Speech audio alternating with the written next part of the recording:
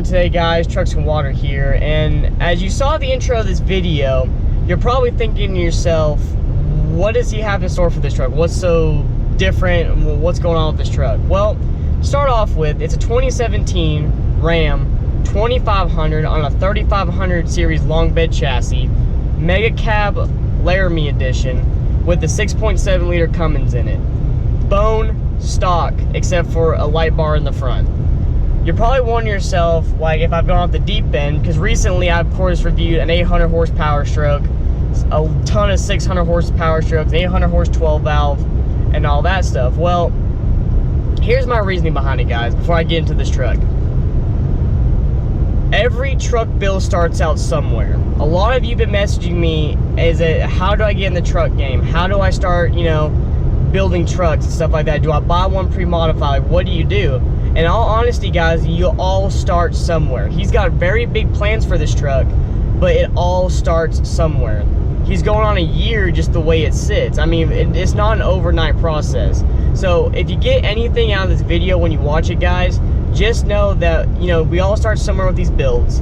They're all, it's just one of those things. So, respect the truck the way it is, because you never know what it might turn out to be like in the future. But anyways, as we get into this review, 6.7 liter Cummins is like the new urban legend Cummins, we'll put it like that. You got your 12 valves, you got your 24 valves, of course you got the common rail. When the 6.7 first came out, yes, they had a few issues with the water pumps, with the whole 9 yards, and understandably, with a new engine, new body style truck, you're gonna have your issues. That's just what the name of the game. This, though, being a 2017, going on is like the last years of the 4th gen style Cummins.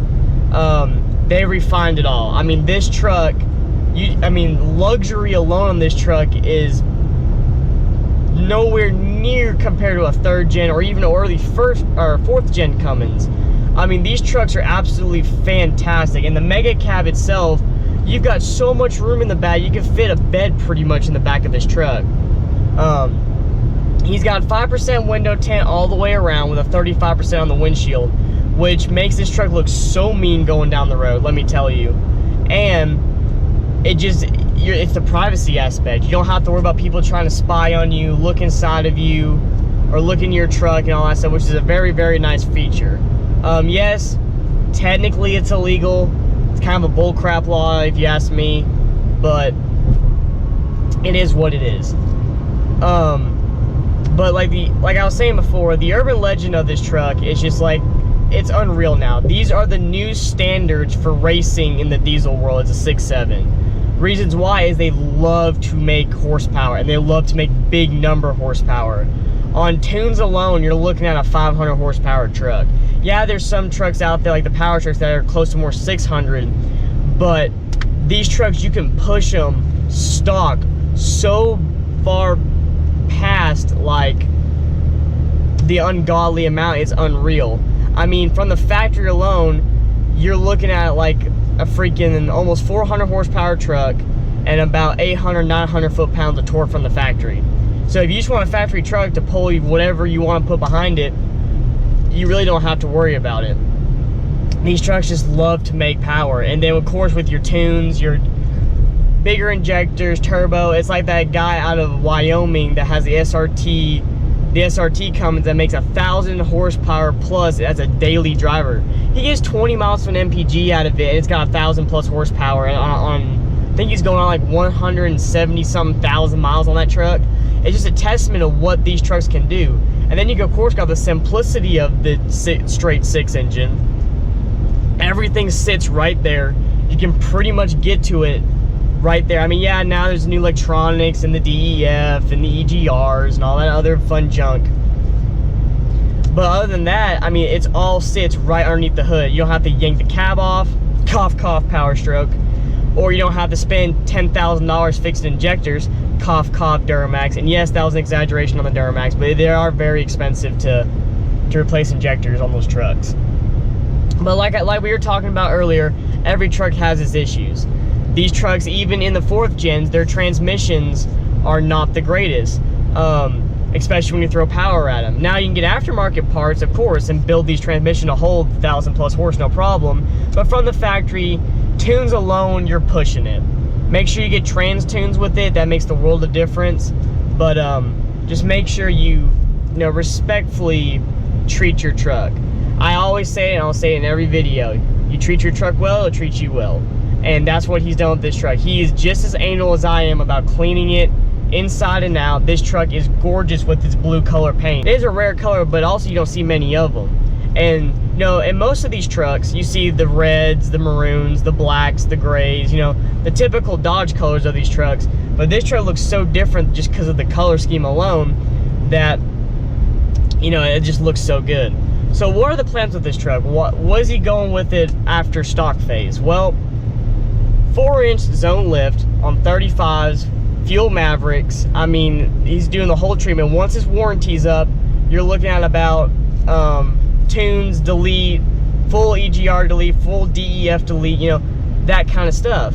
Once you do that, these trucks will open up and run better than they do from the factory, just because the eco stuff just chokes them out. Fuel economy trucks are, of course, fantastic in your 20s, even stock. You don't have to worry about fuel economy. And then, I mean, the sky's the limit past that. He is planning on also later on to really, really, really build the truck. So, that's gonna look really, really good.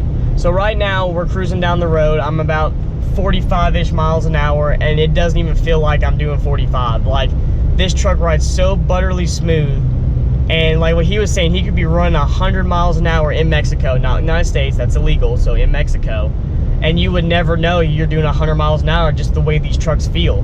The suspension on these trucks are nowhere near like what the old style was. Like, these trucks ride like freaking Cadillacs now. Even on a suspension lift, you're looking at about, like, if you do it correctly with the Fox shocks like he plans on, this truck rides so butterly smooth.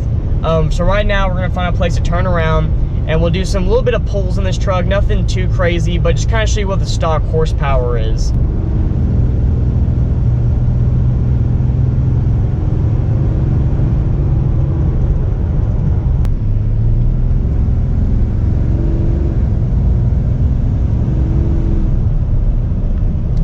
I want to thank you all so much for watching this video. Comment down below what you think of these later model 4th gen Cummins, the 2013s and newer. I personally love them, of course, but I want to hear your all's opinion on it too. Do you love them? Do you hate them? Do you love them when they're modified? Do you love them when they're stock? Just let's start a conversation down in the comments, and a respectful conversation, because I know there's some Duramax and powerstroke guys out there, but every truck has its faults. But anyways, thank you all so much for watching this video. If you liked the video, leave a like. If you're new to the channel, please subscribe. Join the Trucks and Water family. All of you, have a great day, and remember, never give up on your dreams.